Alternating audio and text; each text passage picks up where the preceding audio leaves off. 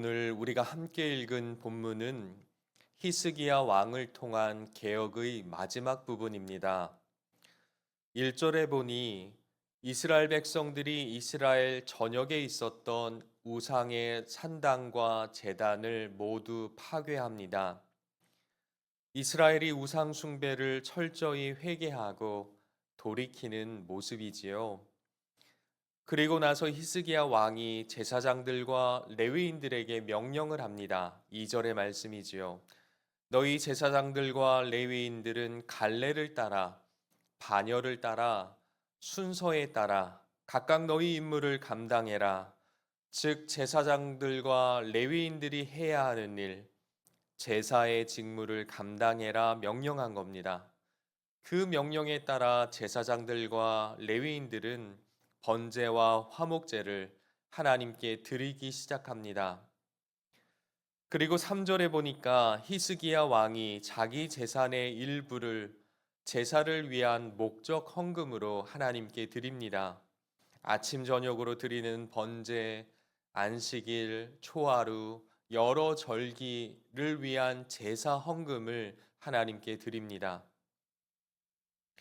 그리고 히스기야 왕은 이스라엘 백성들에게도 너희 역시 목적 헌금을 해라 명령합니다. 4절에 보니까 너희는 제사장들과 레위 사람들을 위해 헌금해라 그럽니다. 그러자 왕의 명령대로 5절에 보니까 이스라엘 백성들이 곡식과 포도주와 기름과 꿀과 밭의 모든 소산의 첫 열매들을 풍성히 가져왔고 모든 것에 11조를 많이 가져옵니다. 6절에도 남유다와 북이스라엘 백성 모두 소와 양의 11조를 가져왔고 하나님께 구별하여 드릴 성물의 11조를 가져옵니다. 이스라엘 백성들이 얼마나 하나님께 많이 가지고 왔는지 7절에 보니 3개월 정도가 되니까 그 헌물이 쌓이기 시작합니다. 그렇게 7달 동안이나 계속 헌물을 가져옵니다. 지금 이스라엘 백성들이 엄청나게 변화된 것이죠. 바알과 아세라 산당을 이스라엘 전역에 만들어 놓고 우상 숭배하던 백성들이 이제 하나님의 성전을 거룩하게 하고 매일 아침 저녁으로 제사를 드리고 안식일, 초하루, 여러 절기들을 통해 하나님께 예배드리는 백성으로 변화되었습니다. 뿐만 아니라 이스라엘은 하나님께 드리는 그런 백성이 되었어요. 곡식과 포도주와 기름과 꿀과 밭의 모든 소산을 풍성히 드리고 소와 양 그리고 하나님께 드리는 모든 성물의 11조를 드립니다. 그것도 7달 동안 하나님께 드린 헌물이 쌓여서 마치 언덕을 이룰 만큼 이스라엘이 하나님께 드리는 백성이 되었습니다. 그렇다면 왜 이스라엘 백성들이 이렇게 풍성한 헌신을 한 것일까요? 그들은 왜 이렇게 차고 넘치는 헌물을 하나님께 드린 것입니까? 4절에 보면 그 이유가 분명합니다. 제사장들과 레위인들이 주님의 율법에 전념할 수 있게 하려고 하나님께 헌물을 드렸다. 그렇게 말합니다. 그러니까 이스라엘 백성들이 하나님께 헌물을 이토록 풍성히 드린 이유는 제사장들과 레위인들이 여호와의 율법을 연구하고 가르치는 일, 그리고 그 율법대로 하나님께 제사 드리는 일을 집중하게 하려고 그 일에 전념하게 하려고 이들이 헌물을 드렸다는 말입니다. 11절에 보니까 이 백성들 가져온 헌물이 얼마나 풍성했는지 성전에 여러 방들을 준비합니다. 그리고 그 방들에 헌물과 11조를 넣어둡니다. 그리고 그 일 하려고 여러 사람들을 세웁니다. 그리고 15절 이하에 보면 그 헌물들을 제사장들과 레위 사람들에게 나누어 줍니다. 15절에 보면 임무에 따라 공정하게 먹을 몫을 나누었다 그럽니다. 16절에도 3살 이상 성전에서 섬기는 남자들에게 몫을 나누었다 그러고요. 17절에서도 제사장들과 그리고 성전 봉사를 맡은 레위인과 나누었다 말하고요. 18절에도 족보에 기록된 이 사람들 제사장과 레위인 같은데요. 제사장과 레위인들의 어린아이들, 아내들, 자녀들 위에 나누었다 말하고요. 19절에서도 아론의 자손 제사장들과 레위 자손들에게 나누었다 그럽니다. 그러니까 오늘 본문 곳곳에서 여러 곳에서 분명히 말하는 겁니다. 제사장들과 레위인들에게 헌물을 주라. 그들과 헌물을 나누라 그러는 겁니다. 왜 이렇게 하는가? 제사장들과 레위인들이 여호와의 율법에 전념할 수 있도록 하기 위해서 그렇게 하라는 말입니다. 그들이 맡은 성전에서의 직무를 잘 수행할 수 있도록 너희가 헌물하라. 그리고 그 헌물을 나누라 그렇게 말하는 겁니다. 이것은 단순히 제사장들과 레위인들, 하나님 섬기는 종교 지도자들 배부르게 해줘라. 오늘날로 말하면 목사들, 주님의 종들 잘 대접해줘라. 그런 말이 아닙니다. 하나님께서 제사장들과 레위인들에게 헌물하고 그 헌물을 나누라는 것은 그들의 직무를 온전히 수행할 수 있도록 너희가 그들을 도우라는 말입니다. 만약에 제사장들과 레위인들이 먹을 것이 없어서 한 열흘 동안 굶었다고 합시다. 그러면 그들에게 맡긴 매일 아침마다 드리는 제사들, 율법을 연구하고 가르치는 일들, 성전을 거룩하게 섬기는 일들, 그거 열흘 굶으면 잘 할 수 있겠습니까? 못하지요. 일찍이 하나님께서는 제사장들과 레위인들을 구별하셨습니다. 그리고 그들에게 성전에서 봉사하고 섬기는 제사의 일을 하도록 하셨습니다. 그리고 그들에게 율법을 연구하고 가르치는 일에 전념하도록 명령하셨습니다. 그들이 똑똑해서가 아닙니다. 잘나서가 아닙니다. 그들만 특별한 민족이어서 그런 존재여서가 아닙니다. 그저 하나님의 뜻 가운데 그들을 구별해서 하나님을 섬기는 일만을 하도록 하나님이 세우신 겁니다. 그래서 그들은 하나님을 섬기는 일에만 전념하도록 하나님이 땅을 제대로 주지 않으셨습니다. 민수기 18장 20절에 말씀하시지요. 여호와께서 아론에게 이르시되 너는 이스라엘 자손의 땅에 기업이 없겠고 그들 중에 아무 분깃도 없을 것이니 나 여호와가 너의 기업이다 말씀하십니다. 여호수아 14장에서도 레위 자손에게는 기업을 주지 않는다 말씀하셨습니다. 그러면 제사장들과 레위인들은 기업이 없는데 땅이 없는데 어떻게 생존합니까? 하나님은 이스라엘 백성들에게 너희가 레위 자손 제사장들의 생계를 책임져 줘라 말합니다. 민수기 18장에서 하나님께서 말씀하시기를 내가 이스라엘 자손의 모든 11조를 레위 자손에게 기업으로 주었다. 그들은 회막에서 봉사할 것이다 말씀하셨습니다. 18장 8절 이하에서도 제사장들에게 말씀하시기를 내가 너희에게 내 거룩한 예물 곧 이스라엘 자손이 거룩하게 드리는 모든 예물을 너희에게 주겠다. 레위 자손에게 제사장들에게 말씀하셨습니다. 그러니까 하나님께서는 제사장들과 레위인들이 하나님께서 맡기신 그들의 직무를 잘 감당할 수 있도록 이스라엘 백성들에게 너희가 레위 자손과 제사장들 잘 돌봐주어라 말씀하신 겁니다. 이것은 단순히 제사장과 레위인들 너희들이 그들 잘 먹고 잘 살게 해줘라 그런 말 아닙니다.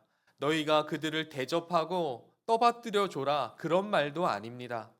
오늘 말씀처럼 그들이 율법에 전념할 수 있도록 하나님이 그들에게 맡기신 일에 전념할 수 있도록 너희가 그들을 도우라 말씀하시는 겁니다. 사실 이스라엘 백성들이 제사장과 레위인들을 풍성히 도우면 그것은 고스란히 이스라엘의 복이 됩니다. 왜냐하면 제사장과 레위인들이 이스라엘 백성들을 돌보는 일, 그 일 자체가 하나님을 섬기는 일이기 때문에 그들이 하나님을 섬기는 일을 잘하면 그 섬기는 일을 통해 이스라엘이 고스란히 복을 받는 것 아닙니까? 그러니까 이스라엘이 제사장과 레위인을 풍성히 섬기는 것은 결국 자신의 신앙의 유익입니다. 하나님을 섬기고 사랑하는 제사에 대한 풍성함을 그들의 섬김을 통해 누릴 수 있는 겁니다.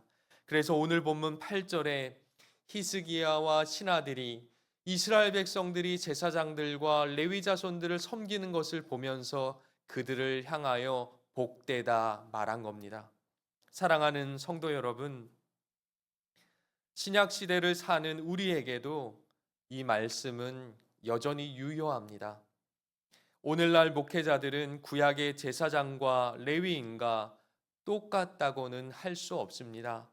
그러나 오늘날 목회자들이 구약의 제사장들과 레위인이 하는 직무와는 분명히 연속성이 있습니다. 그 일을 이어가고 있는 겁니다. 오늘날 교회와 성도들은 목회자가 하나님의 말씀에 전념하고 하나님이 원하시는 방법대로 교회를 목회하고 양떼를 목양할 수 있도록 교회가 목회자들을 섬겨야 합니다. 가장 먼저 목회자들을 위해 기도해야 합니다. 그들의 영혼이 피폐하지 않도록 하나님의 은혜를 누리도록 기도해야 합니다. 그리고 그들이 목회에 전념할 수 있도록 하나님이 맡기신 일에 마음을 다 쏟을 수 있도록 사랑과 물질로 그들을 섬겨야 합니다. 이러한 섬김은 목사가 성도보다 잘났기 때문이 아닙니다. 목사들은 특별한 종족이 아닙니다. 대접받고 높임받아야 하는 그런 그룹들이, 그런 무리들이 아닙니다. 목사도 성도들과 동일한 하나님의 자녀일 뿐입니다. 그저 성도와 같은 동료 인간일 뿐입니다. 그러나 목회자가 맡은 일이 하나님이 주신 일이고 하나님은 오늘날도 여전히 주님의 핏값으로 사신 교회에 목회자를 세우셔서 그를 통해 말씀하시고 하늘의 양식을 먹이시기 때문에 성도들은 그를 귀하게 여겨야 합니다. 그 직무 때문에 하나님이 맡기신 일 때문에 그를 사랑하고 그를 위해 기도하고 그를 풍성히 섬겨야 합니다. 그리고 그것은 결국 교회의 복이요 성도의 복입니다. 그의 영혼에서 흘러나오는 말씀을 교회가 먹기 때문입니다. 하나님이 그 목사를 통해 당신의 양떼와 당신의 교회를 먹이시고 키우시기 때문입니다. 사랑하는 성도 여러분, 하나님의 말씀 맡은 목회자들을 위해 깊고 풍성하게 그리고 많이 기도해 주십시오. 그들이 하나님께서 맡기신 일에 전념할 수 있도록 그들의 삶을 돌보고 그들을 귀하게 여기고 그들을 사랑해 주십시오. 하나님께서 오늘 히스기야를 통한 개혁을 마무리하시면서 제사장들과 레위인들에게 하시는 말씀에 귀를 기울여 보십시오. 개혁의 완성을, 개혁의 마무리를 하나님은 당신의 백성을 세우는 목회자들을 향한 말씀을 하십니다.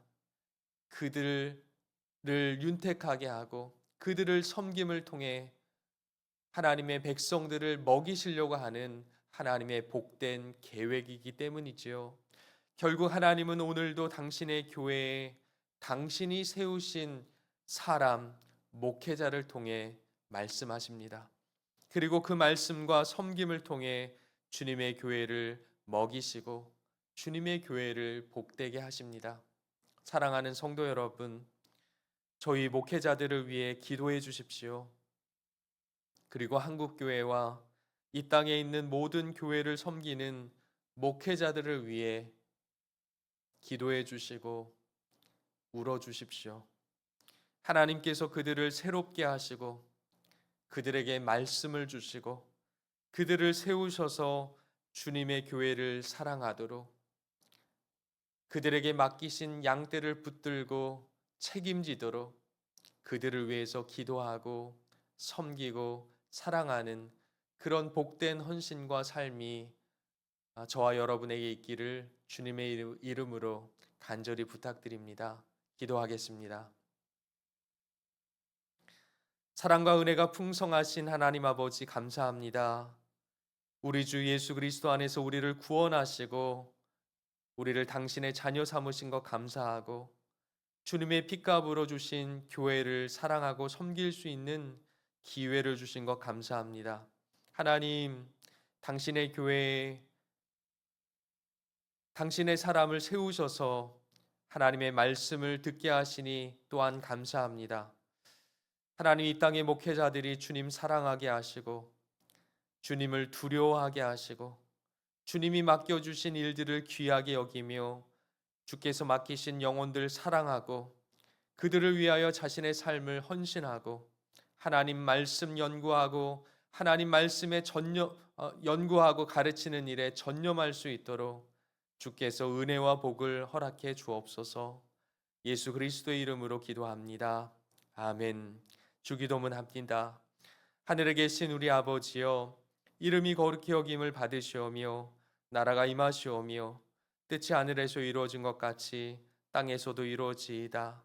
오늘 우리에게 일용할 양식을 주시옵고 우리가 우리에게 죄 지은 자를 사하여 준 것 같이 우리 죄를 사하여 주시옵고 우리를 시험에 들게 하지 마시옵고 다만 악에서 구하시옵소서.